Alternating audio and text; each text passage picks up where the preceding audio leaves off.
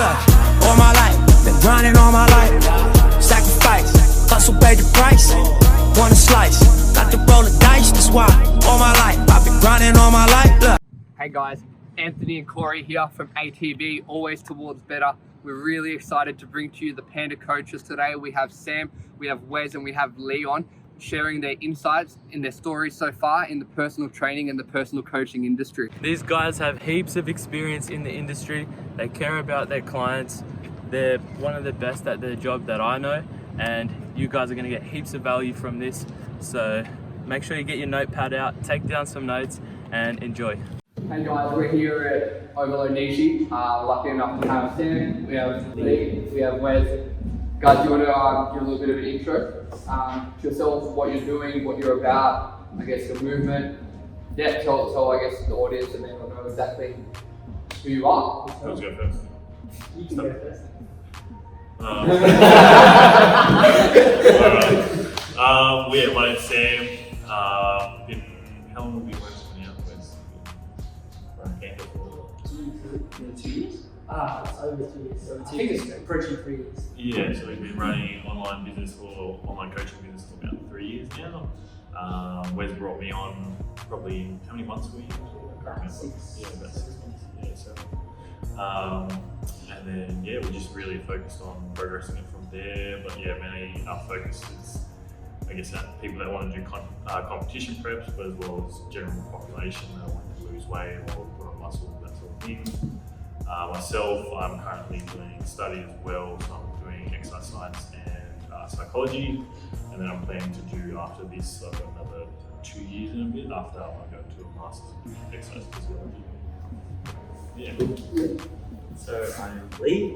I'm not technically one of the coaches, or not yet, if anything. I'm more just on the media side, so I do content creation, do a lot of the editing and stuff like that. I was basically, I'd say, one of Panda's first clients. Yeah. Or first competitor, if anything. Yeah, the OG. I was the guinea pig, and then so basically, after I signed on to it, I kind of, fell in love with everything they were doing, and was just like, I want to help out as much as I can. So I kind of slowly crept up the ball with content creation and all that. And then hopefully once I finish studying this year, if I can finish this year, then that's when I want to jump on board officially with Panda. Absolutely. Yeah, but it's like semi-official at the moment. Yeah, we've been a big part, from what we can see and when we see you've been a part of this, Panda, we see all three, it's not one or two, whole group. Yeah. And I'm Wesley. What am I saying? No, just wanted to get, I guess, a little bit of a background. So, as Sam said, we started 3 years ago, and I've really just been doing this ever since. Just strictly online coaching. I was able to, I think after the first year, I let go of my full-time job. Right. And then just went full-time online coach. You left your job just like that. Right, what were you doing before? I was working at the University of Canberra. Yes. As a job. I was doing student admin. Yep. And I was working full-time there. And then I was like, I need to go 100% into the online space. Yeah. Otherwise, I wasn't going to progress the rate that we wanted. That's really interesting concept when I think deep into jumping out of your comfort zone. It was scary, absolutely. Yes. It was scary, but luckily I had mum. Yeah. Full back up. Actually buying me some groceries. Yeah, I think it takes a lot to actually fully commit, especially when you're starting a new business. A lot of people find it hard to let go of the stable income. Mm-hmm. So did you notice that it helped you grow a lot faster, fully letting go of your job and commuting? I don't, not necessarily because I was so used to the full-time world. When I went to the online space, and I was obviously in my head, I was I need to let go of this so I can 100% focus on that. It didn't go as planned because I was so used to that 9 to 5 day. And now that I was just at home, I was holy fuck, what do I do? You know, how do I structure my life?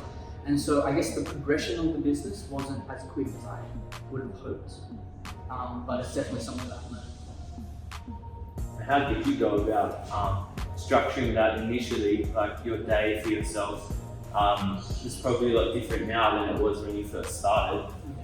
Did you just figure it out yourself, or you had someone help you out, or you had books and Yeah, content? so I mean, obviously there was a lot of research, like of digging deep into the entrepreneurial side of the books, the people. May I ask on that? Can you explain a little bit further? What does digging deep mean? Like, what was there a specific book that sparked something? Was there a specific role model that really kind of sparked you? I got to do this. And Yeah, so the one person. So I've read so many books. When I say read, I don't read. I listen to audiobooks. Yep. It's fuck reading. But Tim Ferriss, 4 Hour Work Week, is incredible, and that book opened my eyes. Like what was possible. Actually, that book is specifically the book that made me jump over the fence and go, right, that's interesting. um, What about it? just the everything. Like, I mean, because in the book, obviously, he goes into explaining how you can create a 4-hour work week. So that's the title of the book. But then he also provides a lot of strategies, and those strategies I took on board. I was like, oh my god, this is how I can kind of structure my life. But it took me 3 listens of the audio to kind of like figure out exactly how I should be structuring my life. But in saying that, when I did, obviously in the beginning, it was in the building phase. So that's why my work hours or whatever is a lot different now to then. Yeah. There's now some more structure. Yeah. It's flying. It was all over the place because it was like wake up late, 11 a.m. because I was in my head. I was like, well, I can now. Yeah. I don't have to be at work at 9, but then I'd be like up at like 3 a.m. trying to like build a website. Yeah. And shit like that. That's really interesting. One thing that you said which really stood out, and I think that differentiates a lot of people that actually take action, and a lot of those that wish it would happen, is you read something and you just followed it, you did it. It seems like you didn't, correct me if I'm wrong, it seems like you didn't think. You read, it makes sense, I'm going to try it. In a sense, he knows what he's talking about. He's very, very, very successful and helped a lot of very successful people as a mentor. Seems like you almost read that and then you took it literally and you just did it without questioning. You just took massive action. One really, really key thing that stood out is the fact you just quit, you did it. Now, we find that there's a massive reason why behind someone would do this. I'm sure all you guys have massive reasons why as well, the same reasons that you step on stage, the same reasons why you live the life you live, essentially. What was your massive reason why you just started this? What was your goal? What was your vision? And how did that translate to getting Sam and Lee involved in it as well? Because obviously, 3 people work better than 1. Yeah. It can, but then obviously it could be 2 more issues if we can add 2 more people. So It's true. yeah.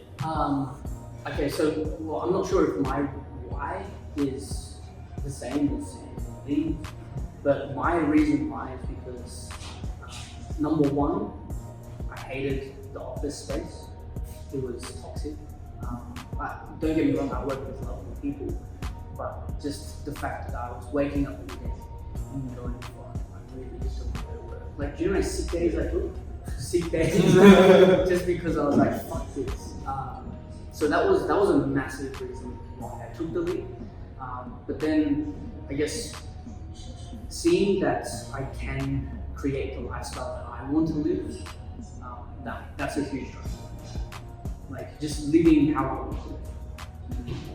Things like on your own terms. Yeah, so, I don't know, tell us a little bit about where you were at when you got Sam on board and how that shaped the direction of Panda.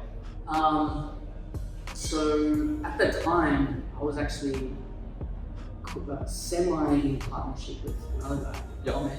That was good. He's a good guy. But where were we? Oh, so Ahmed knew Sam, and Ahmed was like, because I was like, we want to expand. Not that expanding at that time was necessarily a good idea. I just didn't know what I was doing. But it was like, Sam's really good. He knows his shit.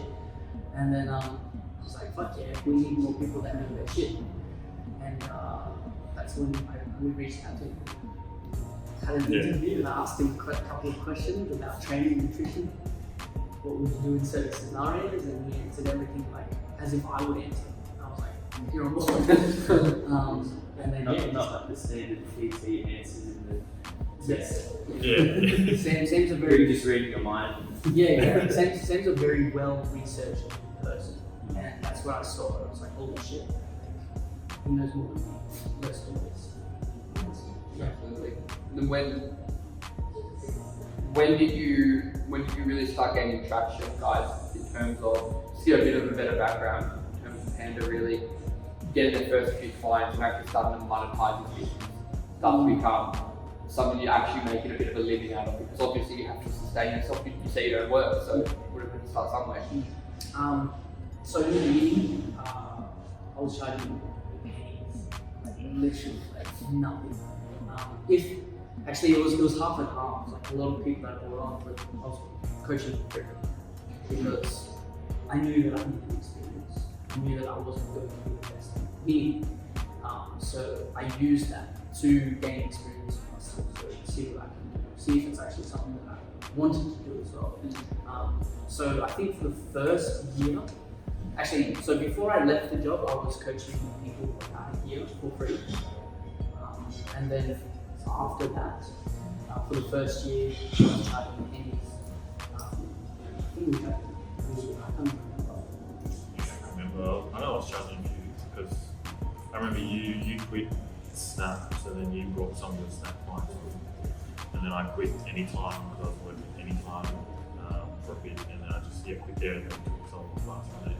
Even though I wasn't meant to. Sorry guys. Well, they told me I couldn't, but I was just like, well, at the end of the day, it's their choice. Like, you can't tell. Yeah. And so I was like, if you want to come on board, feel free to, but I'm not forcing you to. And so we had a fair few come on board. And, So I think, to answer your question, in the second year is when we really started. Second year is when we were like, that in the second year I was like, okay, mom, you can stop buying that. Absolutely. We have to grind it out a little bit. Yeah. We grind it out a little bit. What was one thing that made you guys want to compete?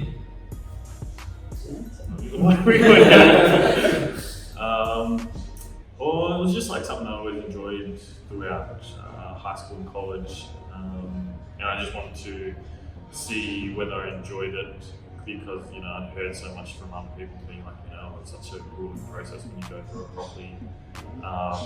So I wanted to see, even though even at the time I wasn't happy with how I was looking. I wanted to wait another year or something like that. But basically, the time was just like, no, let's do it, and see how you like it, and then from there, then you can build on your physique from there. So it was more just to see whether I actually liked the whole process of cutting down to such a low body fat percentage, and then actually getting on stage, whether I liked the whole process, or because there's no point, trying to be a bodybuilder for like 10, 15 years, and then the first time you get on stage, you absolutely hate it. And it's just like, what have I done for the last year? Yeah. So even though I feel like I wasn't where I wanted to be physique-wise, I was just like, fuck it, I'm just going to do it, see if I enjoyed it. And I did love it, I enjoyed it a fair bit. And yeah, that was the main reason I got into it. Lee?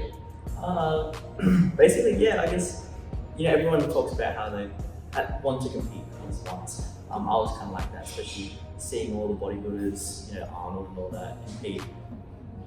Especially when you first start gym in high school, you're like, I want to at least compete, at least once to experience it. And then so like, after doing my first comp, after Wesley talked me into it, Wesley coached you? Yeah, Wesley coached me for that first comp. Yeah, I really enjoyed it. And then I think for me now, it's more just like goals. So like, I rest and then train, build up my muscle for about 3 years or whatever, and then the comp is like the time where it's like, well, let's see how much progress I've made. Because once you cut down, you can see how much muscle you build, how much size you put on. So for me, I think competing is more just like a mini goal, if anything. I treat it as a hobby. I don't really see myself doing it full time or anything like that. I hate it, to be honest. Okay, Like, the process. of it. Yeah. Like, to be honest, like, I'm not a big, as much as I do fitness, I'm not a big fitness person. Yeah. Like, I'm very lazy. But the reason why I train and everything is because, you know, it makes myself feel better. So obviously I do want to compete, but it's like, I do hate the process. Absolutely, it's not easy, and It's definitely not an easy process. And like, I feel like you don't have to enjoy it to do it. You know, like, you don't have to, you don't have to enjoy it to do it. absolutely. Like you guys have been pretty successful. I know you guys know that you particularly come first at the ICN competition. How? Tell me, if anyone, about how important is discipline, how important are your dominating thoughts, so what goes on in your head at that time, and how important are goals and musts, like what your musts are, as in, it's not a choice to train, it's a must, but for many people that are unfit and unhappy with their bodies, it's a choice. Does that make sense, guys? How important are those in the aspect of bodybuilding and then actually succeeding and actually not just being on stage, but actually competing and placing and winning? So the discipline is huge, and that's something that I personally struggle with. Discipline is massive. And I feel like discipline can break very easily as well. Yes. What sense? Now, do you have any examples of where you overcame? So basically, yeah, well, like, especially with like the experiences of this comp. So it's a lot of planning, and because we did plan for the ACT competition, we didn't plan for the nationals competition. Basically, from my experience anyways, I had discipline pretty much all the way down through until the Canberra competition. Are you talking about your most recent one? Yeah, the most recent one. And then because we didn't plan properly for the nationals competition in Sydney, we kind of like went a bit too lenient after the competition for a week, and that just broke the entire discipline that I had. I wasn't able to get back on board. I wasn't able to like keep up with my diet or everything anymore, and then just like destroyed everything. And it's just it's very easy to break, but it's it's a lot of planning. I feel. I don't know where I was going with that. Especially when you're in that state. Like, I know like general population have a lot of trouble just being disciplined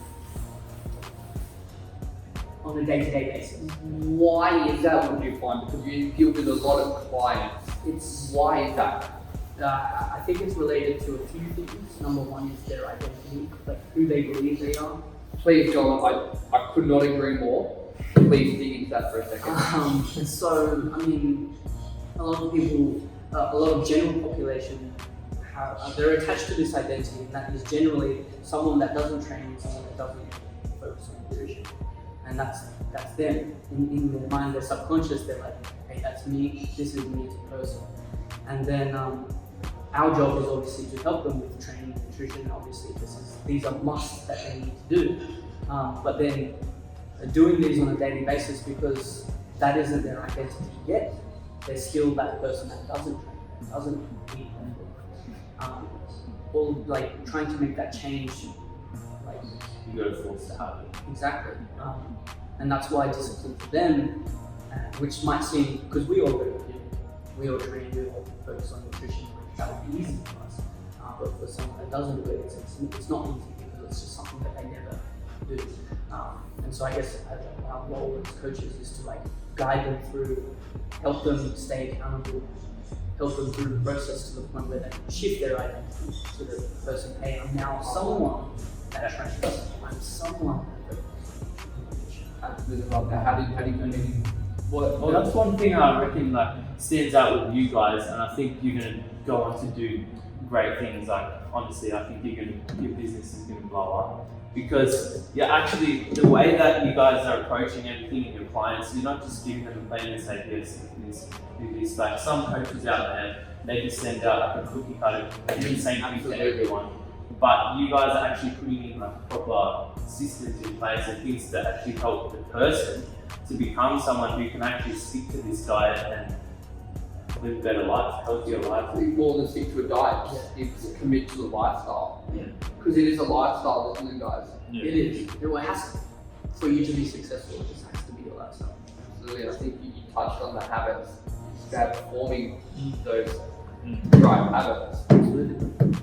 Would you? how would someone say someone would transition and translate these bad habits to these good habits? Because we 100% know it doesn't happen overnight, because it's unhealthy. There's going to be a bounce back. It's not sustainable. It happens like that 100%.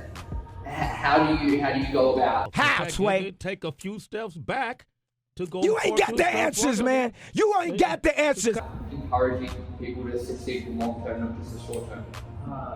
I would say it comes down to mainly two things, and that is repetition and reflection. Like, it's just something that you have to do over and over again, but then you also have to reflect on what you are doing. You know, for example, everyone makes mistakes. Something that I like to do myself is reflect on my week. Every Sunday, I look back at my week. How did my week go? How do you do that now? Do you just think about it? Do you write it down? It's a thought process. Yep. I don't write anything down. I just think about it and I kind of reflect on my action. Yep. And that's kind of what I teach my clients to do. It's that reflection, but then the repetition. So doing the daily work, doing the training, doing the nutrition, doing the meal prep, that kind of stuff. And doing that over and over again in combination with reflecting on your progress, that will ensure that you cross over that line into that new lifestyle. That's what I think. I think it really needs to be 100% honest reflection. You can't be skipping out and then try to justify it, like you didn't eat your meals here and you didn't train a couple of days and you're like, oh, it's okay because I had this. It has to be honest, 100% honest reflection of yourself. Like you're looking in the mirror saying, oh, I did bad here, good here. Yeah.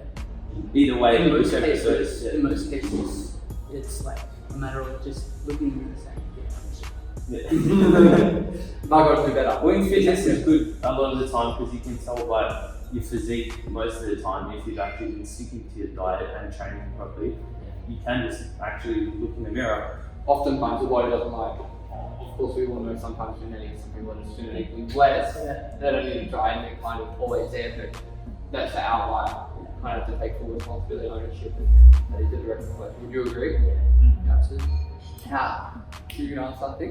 I'm going to ask how important is bouncing back from a setback? And I know personally, Sam, I know that you could talk about a couple of things that have happened personally for you after bodybuilding, and then you know that you were trying to compete, and then you had a couple of setbacks. But what separates a winner, what we find, what I've personally found, is their ability to bounce back and bounce back fast. I'm sure you guys have also had setbacks in bodybuilding you can share. Just starting from Sam, how important is a bounce back?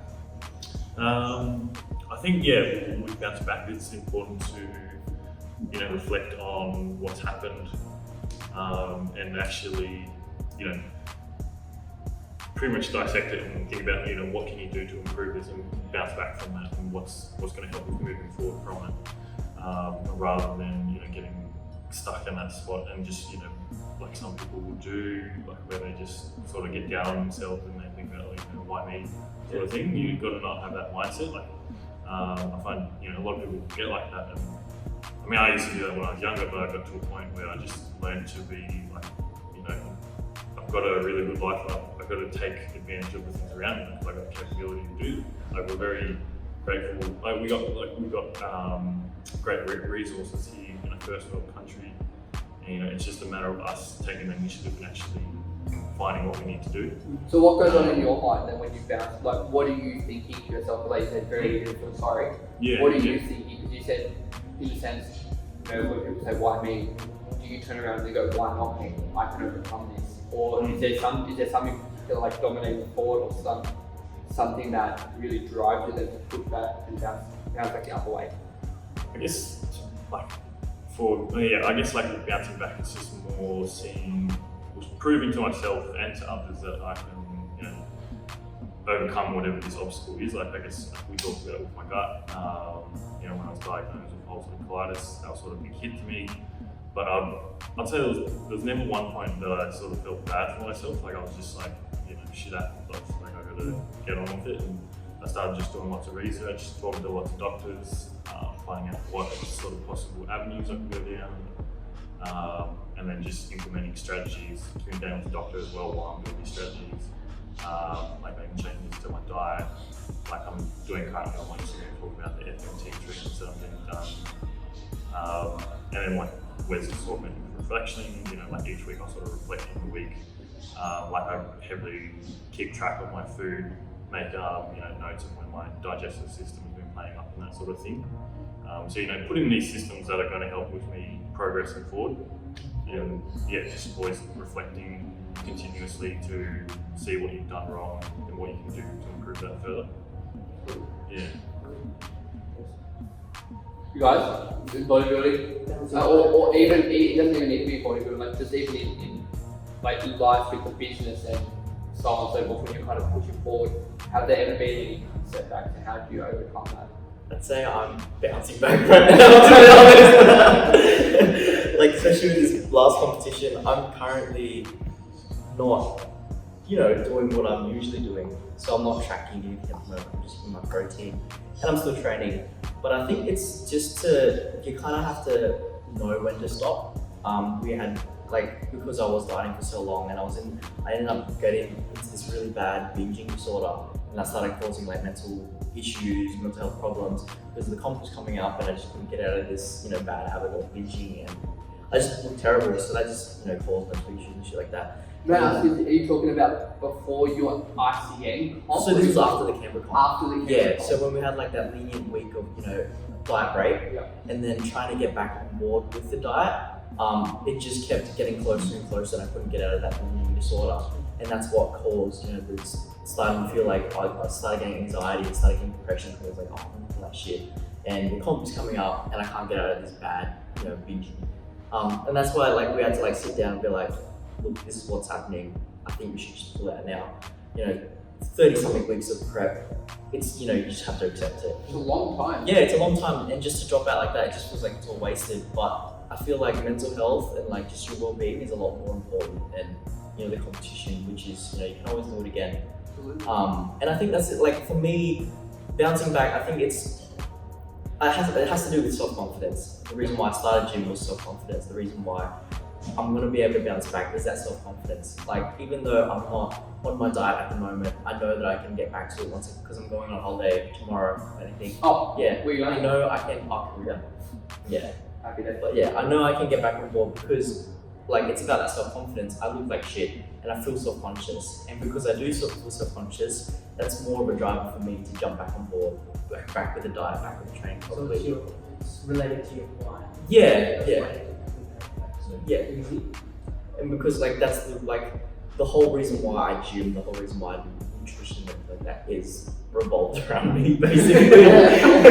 Like, it's a bit of a selfish thing, but it's like, that's the reason why I do everything, just because it's like self-confidence. That's the big driver for me. Yeah. Yeah, same with me. I can connect with that. Like, I used to be very shy in high school and stuff. Yeah. And the gym kind of helped bring me out of it. And just even, I didn't realize at the time, but put me in a better mental place. And even through pushing through workouts, through pushing through cardio and different diets and stuff like that, it just helps you mentally. And then when you see the physical results, it helps you even more, and it just kind of keeps rolling. Yeah. It's good. It's a good ego boost. Absolutely. And that's what drives it. What would you say differentiates those who then commit to the comp and place and win compared to those who just make up the numbers? Because To show up. come on, like you want to win. I mean, if you're going to commit to that, you want to win. But then what makes a winner? Would you say? So, well, I guess in bodybuilding specifically, it's a very subjective experience. So, I mean, if you don't have the physique for it, then no matter how much work you do, unfortunately, this is the hard truth, you're not going to do well. But let's just say everyone had a stock standard body, everyone was the same, then it would come down to work. And I mean, the difference between the winner or the person that is capable of doing the most amount of work versus those that kind of just flop around is all all comes down to those who are most transparent with their why they started. I like that. Yeah, like you have to be very, very understanding. Like not just know it, but you have to fully understand the why. Would you say it drives you? It drives you. Absolutely. Yeah, understanding your why. Like I said just before, not just knowing it, but understanding it is literally the thing that will cross you over the line. Like on the good side. That and a lot of planning and time. Absolutely. Yeah, And that's the Time. system. Yeah, that's the process. Yeah, exactly right. I think that's really what also would drive the consistency. Yeah. Because you have that massive reason why, which is greater than kind of want to. It is pretty good. You have to. I feel like to compete, even though you don't have to enjoy it to compete, I think you have to fully commit to it. Like you can't be on edge, like I think I want to compete. You have to fully 100% commit to it and be like, I'm gonna compete. Otherwise, I feel like that's when you're not there. Like because you're on edge, you don't know if you're gonna win, you don't know if you're gonna be able to be on board and die. I think you have to be 100%. You have to make it your lifestyle. Yeah. With competing, especially. Like I've had a client before where she was, young. But she doesn't listen to this. She'll know. But she was young. She was like just 18 or 19. She wanted to compete. Cool. But because also she was in the age where it's party time, friends, the social life was getting rowdy. That interfered a lot, and she couldn't let go. And So you're saying that she was signing up, she was on your program, she was training, she was guiding, but she wasn't all in, meaning that maybe she'd slip up on a Friday or Saturday and go out and drink and maybe not hit her meals. Is that what you mean? Yeah, like we go eat sometimes, go out, like you said, like that kind of stuff. Yep. And when competing, especially closer to the date of the comp, like you can't do that. There's no room. There's no room because you're on a time run. One of these, I guess, coaches in our city who does quite well for himself was mentioning and alluding to, say in comp time you have things like curfew kind of thing. And it's like a have to. It's like if you go to bed at 9:30 because you will win. Like you're getting up at 8 and you're doing your fasted cardio because that's what it is, because you want to win. And then you're training at 12. You do that because you want to win. The have tos. Yes. But I think sometimes some people can have delusion as well. Talk more about that. What do you mean? Delusion is where they become complacent with how they look, and they think that they can put in minimal work and achieve maximum results. Whereas it's just not the case. Can you guys? Do you have to, sorry to cut you, That's right. have you had a lot of times where you have to be straight up with people and tell them, because they're not being honest with themselves and they have that delusion? Is there times that come up where you just have to be honest and say, look, you're not? Yeah, absolutely. It works both ways. It literally works both ways. I mean, a lot of people have the opposite delusion where they think they're a lot worse than they are. Yeah. And that's typically that's typically where I spend most of my time, I guess, counseling my clients. But then the other side of the spectrum is the people that think they're too good, and it's like you have to be honest with them. As a coach, it's our responsibility to say, you aren't looking the part right now. We need to snap out of it. This is what we need to do. Just be honest. It's not an easy task to do. Yeah. But it's needed. It's needed. Yeah. It's a must for us. Yeah. Absolutely. With the business, with Panda Coaching, you guys are making some moves. You guys do have, I can see quite a few clients under your belt, and then you coach quite a few clients as well to not only compete but to place. Yeah. What's the next steps? How does Panda grow from here, guys? Interesting question.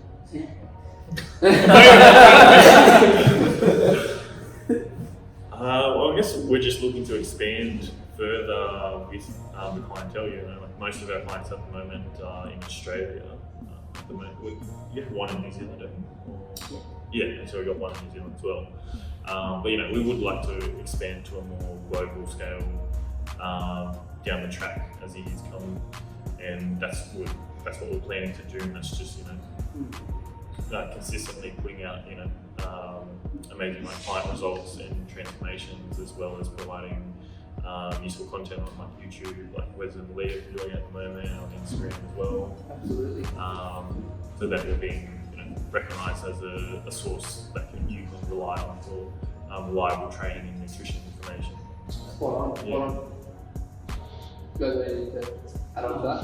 I think it's just exposure. We need to, because we're like Sam and I are studying, we just need that time to be able to expand on our exposure. So like with social media, YouTube and Instagram, like we definitely want to push that.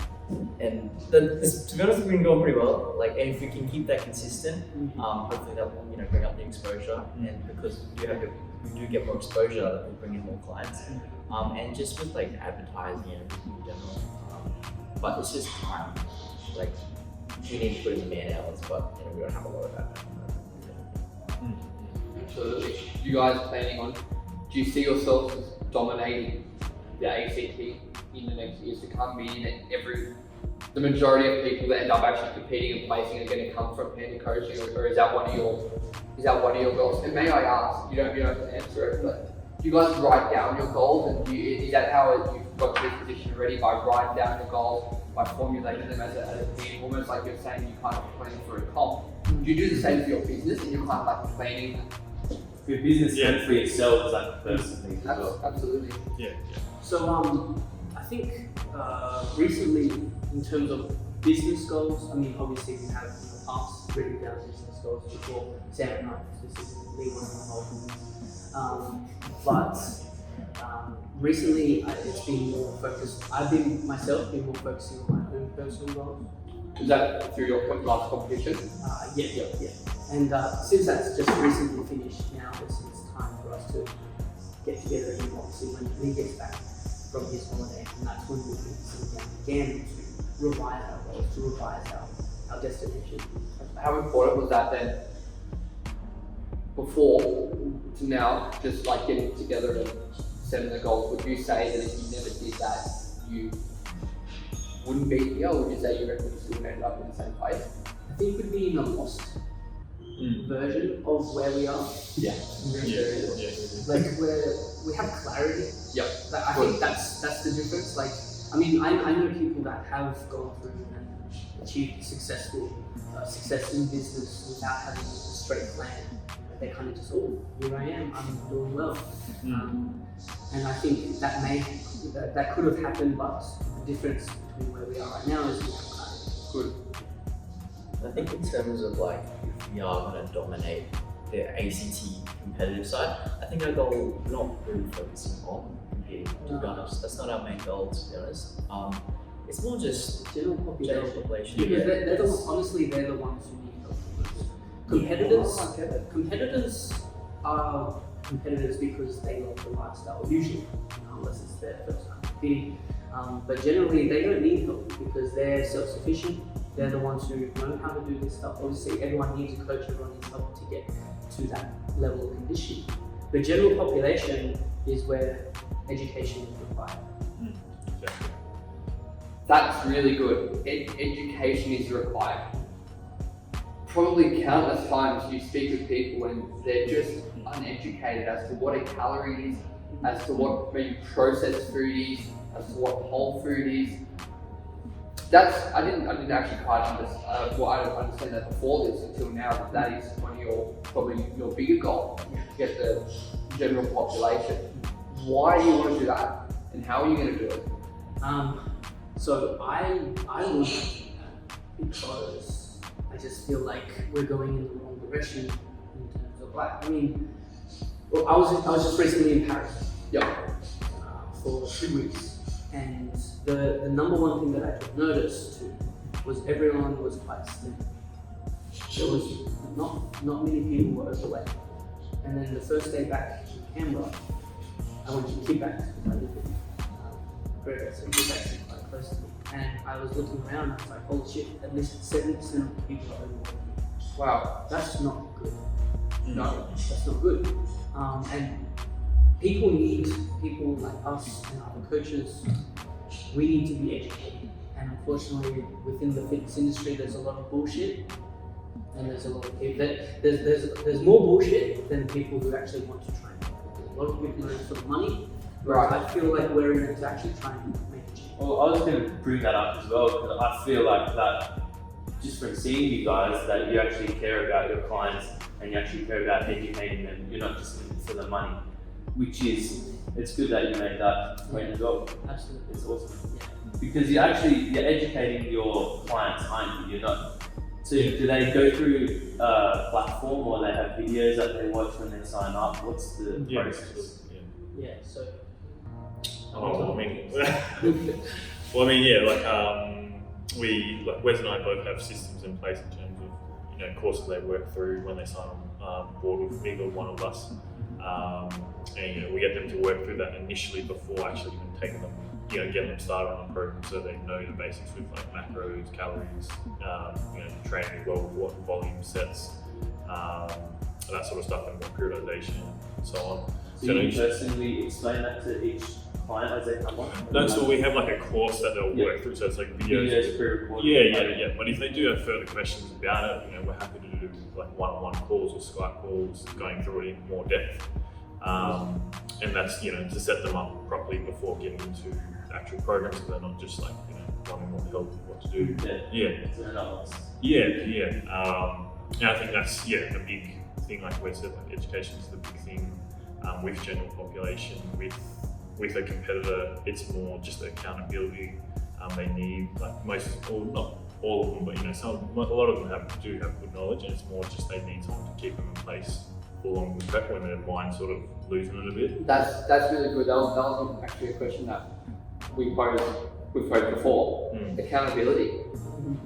How, seriously, to you guys, how important is that? And even for yourselves, how important did you find accountability when you were competing against your clients? How important is accountability to them? In terms of for them, their success, having someone hold it to close accountability? Accountability is very, very important. Yep. I'm a coach, but I had my own coach. Many people do, even the pros do that. Yeah, absolutely. Do you guys still have your own coaches if you're competing? Yeah, absolutely.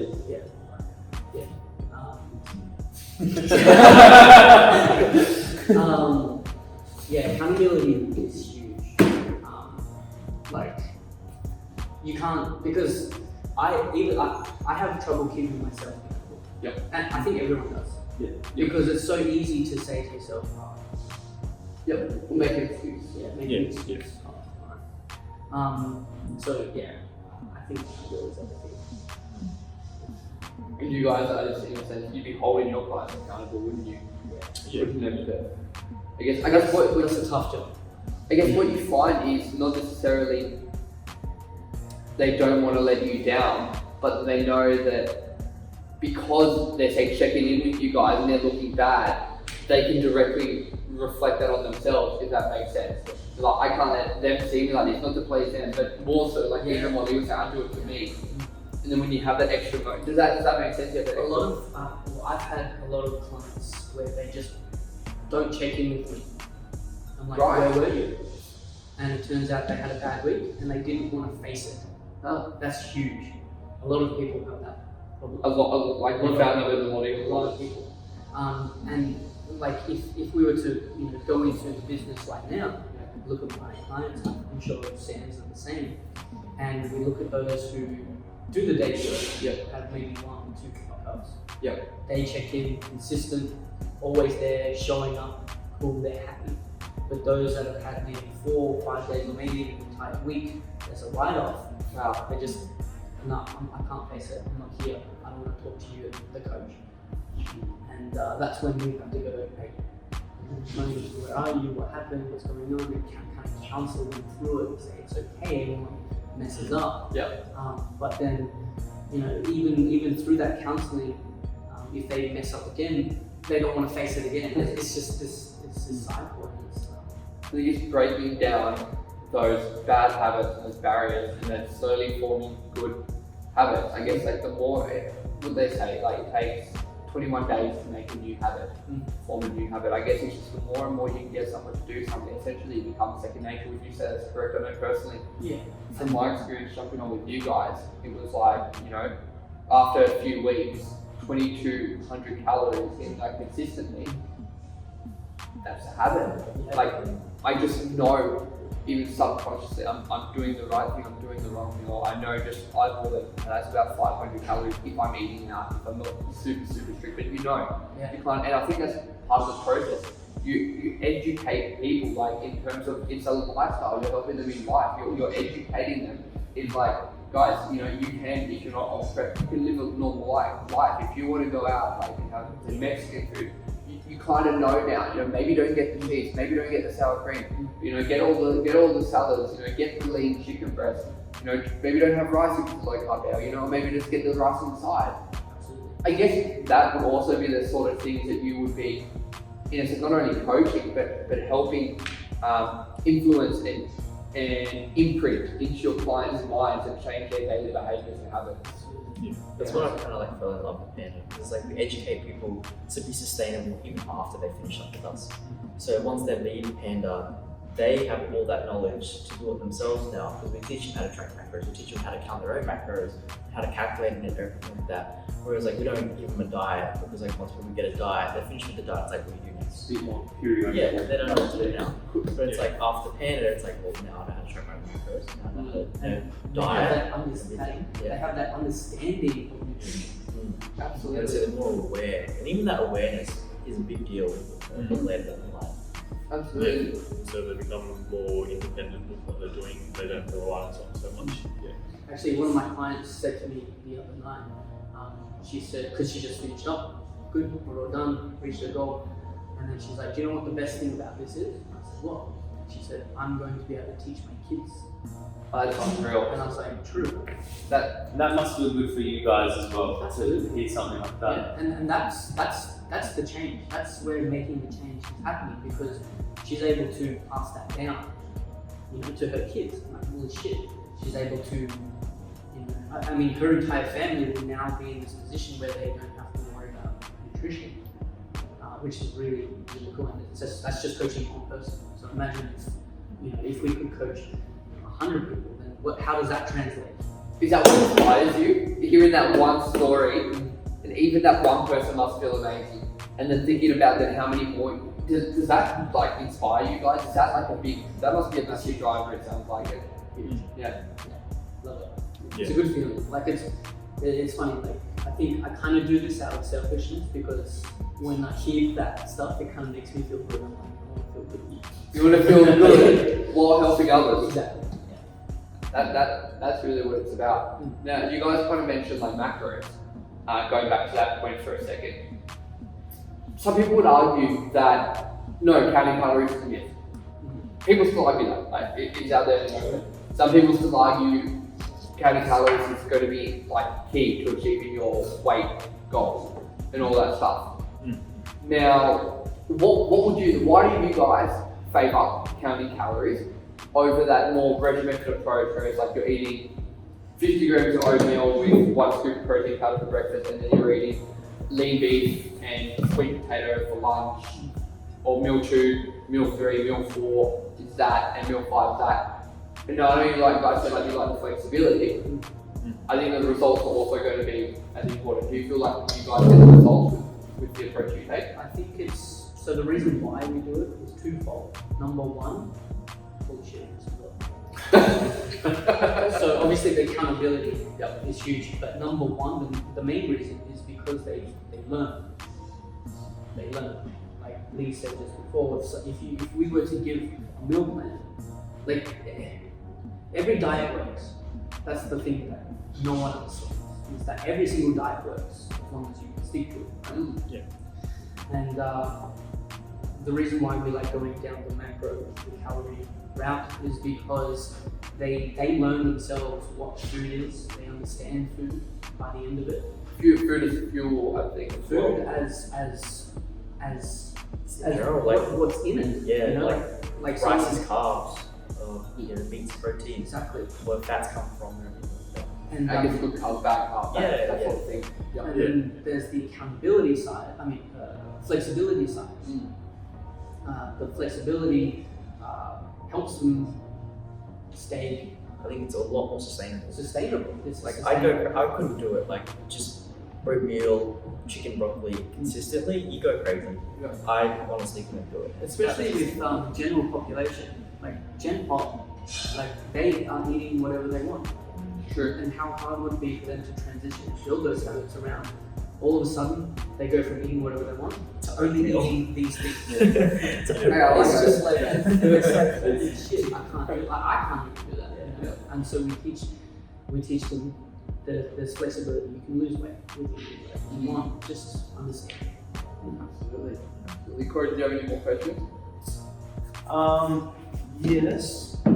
So we've probably got to wrap it up soon. You guys got something to do. But there was something that I heard recently, and they said, I think it was Dean Bergen, he said, sell them on what they want, and then give them what they need. And I feel like you guys really do that, and that's why I'm keep gassing you up, because I'm all for you guys. I know you're going to really take it to the next level. But you sell the guys on their fitness, their lifestyle, the body they want, and then you also give them that counselling and that proper education to back it up. Like a lot of coaches don't sit there and be a counsellor because they don't want to waste their time and stuff like that. But you guys actually care about your clients, and you give them a bit of that mindset and the stuff behind it that they actually need to follow through with the diet and the changes that they're going to make in their life to see the results. The selling what they want, giving what they need is something that when we were marketing, because right now we're not putting any money into marketing, but when we are, we always go down that route. And that's something that I learned because we've had business coaches before. You've had your own coaches? Yeah, we've actually had two different business coaches. You spend more time to dig into. We can absolutely do this again, Absolutely. because this is fun. But sell them what they want, give them what they need. So we like to go, because we do have the track your macros, eat whatever you want. We like to sell them. We say, hey, lose weight and eat a burger and eat whatever you want. Sort of posts like that. Yeah. And that appeals to a lot of people because obviously general population, they don't understand. They're like, what do you mean? That's bad food. It's true. And then they come in and then we teach them. They go, oh, that's how it works. Like, Changes their perspective. Yeah. like unlocking new code, new secret. Absolutely. Yeah. So it's really cool that we can do that. Absolutely. Guys, we'll start to wrap up. I guess before we go, if someone came up to you, they just had a few minutes of your time, they see you guys like maybe in a few years when you have your own shoes, someone of the expert or something like that. Like, guys, I really want to succeed. I really want to get to my fitness goals. And maybe even throw something in like, I want to get to my dream body. I want to be 8% body fat, ripped and muscular with 15-inch arms, in a nice high waist, and They start telling you all this stuff. What do I need to do? What do I need to do? What do I need to do right now? What would you say? Get a gym membership. No, exactly. I don't know what to do, but like, what can you give me to take away from this, and what would that be from you guys?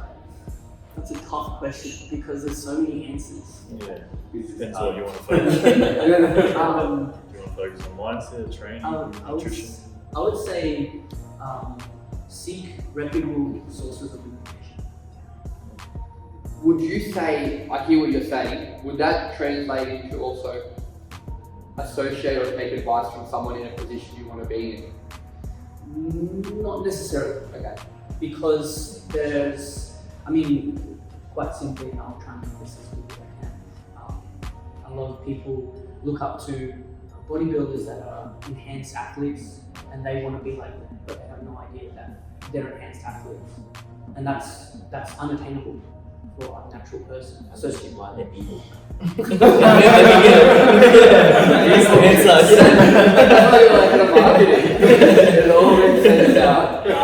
So that's when I say find a reputable source of information, because obviously education is going to be the thing that gets you to where you want to be.